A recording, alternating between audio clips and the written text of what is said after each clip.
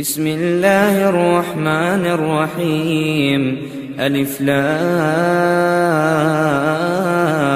را تلك آيات الكتاب وقرآن مبين ربما يود الذين كفروا لو كانوا مسلمين ذرهم يأكلوا ويتمتعوا ويلههم الأمل فسوف يعلمون وما أهلكنا من قرية إلا ولها كتاب معلوم ما تسبق من أمة أجلها وما يستأخرون وقالوا يا أيها الذي نزل عليه الذكر إنك لمجنون لو ما تأتينا بالملائكة إن كنت من الصادقين ما ننزل الملائكة إلا بالحق وما كانوا إذا منظرين إنا نحن نزلنا الذكر وإنا له لحافظون ولقد أرسلنا من قبلك في شيع الأولين وما يأتيهم من رسول إلا كانوا به يستهزئون كذلك نسلكه في قلوب المجرمين لا يؤمنون به وقد خلت سنة الأولين ولو فتحنا عليهم بابا من السماء فظلوا فيه يعرجون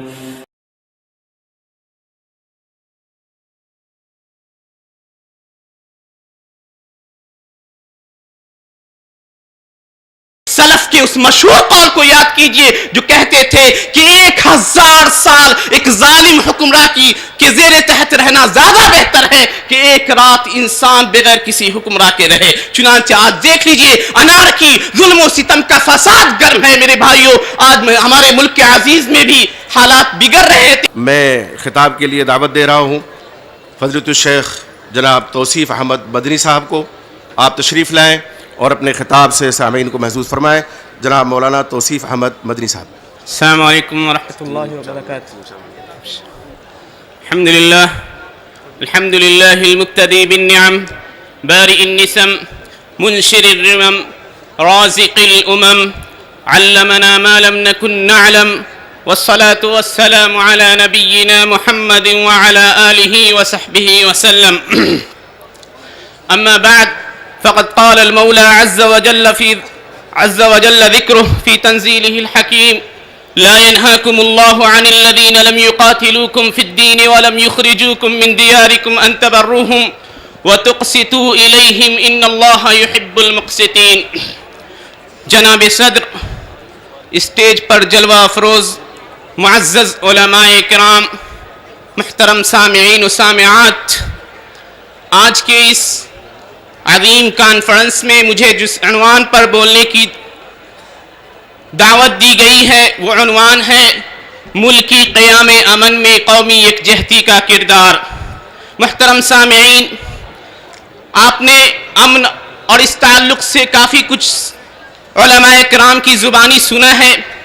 یہ امن و عافیت یہ ایک ایسی نعمت ہے کہ نبی کریم صلی اللہ علیہ وسلم کے چچا حضرت عباس بن عبد المطلب رضی اللہ عنہ اللہ کے نبی سے سوال کرتے ہیں، جیسا کہ امام ترمذی نے اس حدیث کو نقل کیا ہے اور اس کی تحسین فرمائی ہے. شیخ البانی نے کہا یا رسول اللہ علمنی شیئا اسأل اللہ بہ، اے اللہ کے رسول مجھے کچھ ایسی چیز سکھائیے یا ایسی دعا سکھلائیے جس کے ذریعے میں اللہ سبحانہ تعالیٰ سے سوال کر سکوں.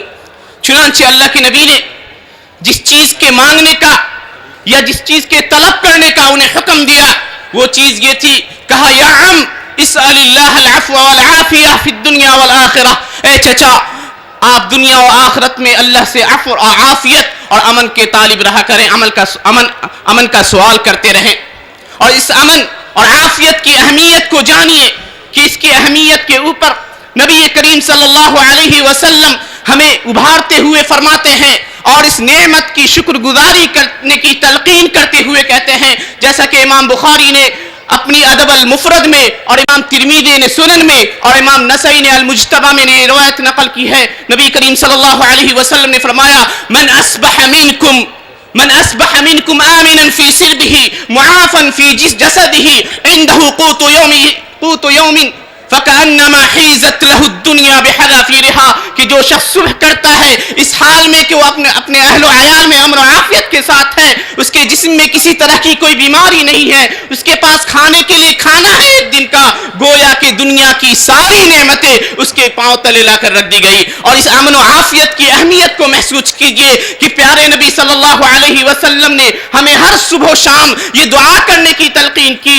جیسے کہ حضرت شداد بن اوس کی روایت ہے اور جس کی تحسین فرمائی ہے شیخ البانی نے، کہ نبی کریم صلی اللہ علیہ وسلم نے کہا کہ اکثر کہا کرتے تھے صبح و شام کے وقت اللہم انی اسألک العفو والعافیت فی الدنیا والآخرہ، اے اللہ عفو عافیت کا سوال کرتا ہوں دنیا و آخرت میں۔ یہ امن و امان ایک ایسی نعمت ہے جس کا تصور ان لوگوں کے ذہن اور قلوب میں جا کر محسوس کیجئے جنہوں نے اس امن و امان کو کھو بیٹھے ہیں۔ جو لوگ سیریا میں جائیے، یمن کے حالات کو محسوس کیجئے، لیبیا میں رہنے والے لوگوں کے دلوں کے اندر جو جذبات مچل رہے ہیں کہ کاش کہ ان کے اندر بھی امن ہوتا، کاش وہ بھی امن کی ایک رات بسر کر سکتے۔ اور اس ماحول میں سلف کے اس مشہور قول کو یاد کیجئے جو کہتے تھے کہ 1000 سال ایک ظالم حکمراں کے زیر تحت رہنا زیادہ بہتر ہے کہ ایک رات انسان بغیر کسی حکمراں کے رہے۔ چنانچہ آج دیکھ لیجئے انار کی ظلم و ستم کا فساد گرم ہے میرے بھائیوں،